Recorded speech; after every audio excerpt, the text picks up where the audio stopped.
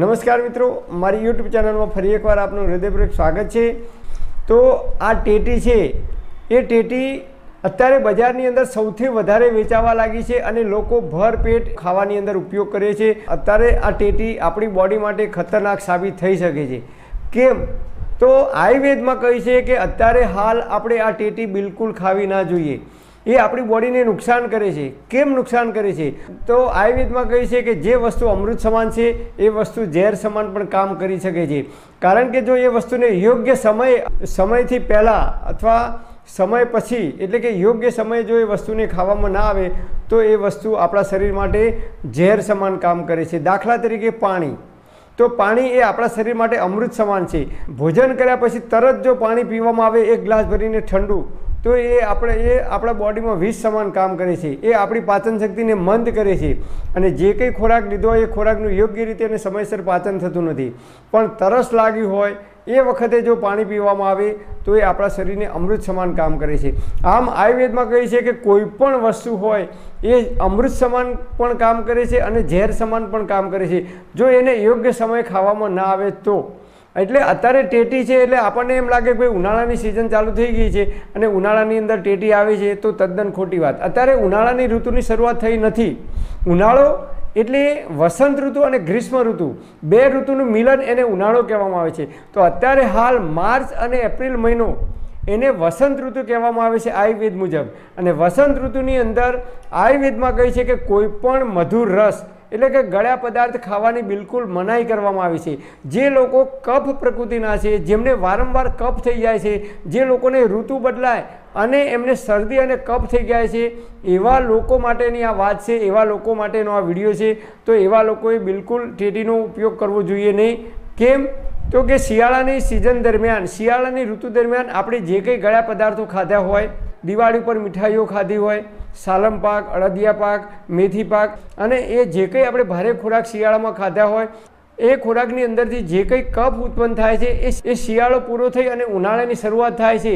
એટલે કે એક ઋતુ પૂરું થઈ અને બીજી ઋતુની શરૂઆત થાય છે, એટલે ગરમીની શરૂઆત થાય છે ત્યારે આપણા શરીરમાં રહેલો વધારાનો જે કફ છે એ કફ બોડી છે એ કુદરતી રીતે એ કફને બહાર કાઢવાનો પ્રયત્ન કરે છે। જે રીતે બરફ હોય પણ એ શિયાળામાં ઓગળતો નથી, જ્યારે ઉનાળાની શરૂઆત થાય ત્યારે બરફ ઓગળવા લાગે છે। બસ એ જ રીતે આપણા બોડીની અંદર જે કંઈ શિયાળાની ઋતુ દરમિયાન કફ જમા થયો હોય એ કફ જ્યારે ઉનાળાની ઋતુની શરૂઆત થાય છે, વસંત ઋતુ આવે છે, ત્યારે બોડી એ કફને ઓગાળી અને બહાર કાઢવાનો પ્રયત્ન કરે છે। અને એ સમય દરમિયાન આપણા આયુર્વેદાચાર્યોએ, આપણા ઋષિઓએ કહ્યું છે કે ગળ્યો પદાર્થ એટલે કે મધુર રસ ખાવાની મનાઈ કરી છે। જે લોકોને કફ પ્રકૃતિ છે અથવા જે લોકોને શરદી અને કફ વારંવાર થઈ જાય છે અથવા જે લોકોને શરદી અને કફ થઈ ગયો છે એવા લોકોએ આનું સેવન કરવાનું નથી। તમારે ટ્રાય કરવું હોય તો કરી જોજો। જે લોકોને કફ થઈ ગયો હોય એવા લોકો એક અઠવાડિયા સુધી તમે ટેટી દરરોજ ખાજો, તમારો કફ 15 દિવસ કે મહિના સુધી નહીં મટે। કારણ કે ગળ્યો પદાર્થ ખાવાથી કફમાં વધારો થાય છે, રોજે રોજ કફ ઉત્પન્ન થાય છે એટલે જલ્દીથી કફ નહીં મટે। અને જે લોકોને વારંવાર કફ થઈ જાય છે એવા લોકોએ તમારે ટ્રાય કરવો હોય તો 10 કે 15 દિવસ સુધી દરરોજ ટેટીનું સેવન કરજો। આજથી તમને કફ થશે ને થશે। કારણ કે કફ પ્રકૃતિવાળા જો અત્યારે આનું સેવન કરશે વસંત ઋતુની અંદર તો એમને જલ્દીથી કફ થઈ જશે। એટલે વસંત ઋતુની અંદર જે લોકો કફ પ્રકૃતિવાળા છે, વારંવાર કફ થઈ જાય છે, ઋતુ બદલાય અને કફ થાય છે, શરદી થાય છે, એમના માટે આ વસ્તુ એ નુકસાન કરતા છે। માત્ર ને માત્ર એવા લોકોએ ટેટીનું સેવન કરવાનું નથી। અત્યારે આધુનિક યુગ આવી ગયો છે એટલે લોકો રાસાયણિક દવાઓનો ઉપયોગ કરીને, ઇન્જેક્શન આપીને અને અલગ અલગ પ્રકારના રસાયણનો ઉપયોગ કરીને સમયથી પહેલાં લોકો દ્રાક્ષ, ટેટી, તરબૂચ આવા અનેક પ્રકારના જે કંઈ ફ્રૂટ આવે છે એ સમયથી પહેલાં બજારની અંદર વેચવા માટે મૂકી દે છે। અને એટલા માટે આપણને એમ લાગે છે કે ભાઈ અત્યારે ટેટી આવી ગઈ તો ટેટી ખાવી જોઈએ, પણ અત્યારે આપણે ટેટી ખાવી ના જોઈએ। જે લોકો કફ પ્રધાન છે, કફ પ્રકૃતિવાળા છે એમના માટે તો એ લોકોએ માર્ચ અને એપ્રિલ મહિનો પૂરો થાય પછી જ ટેટી ખાવી જોઈએ।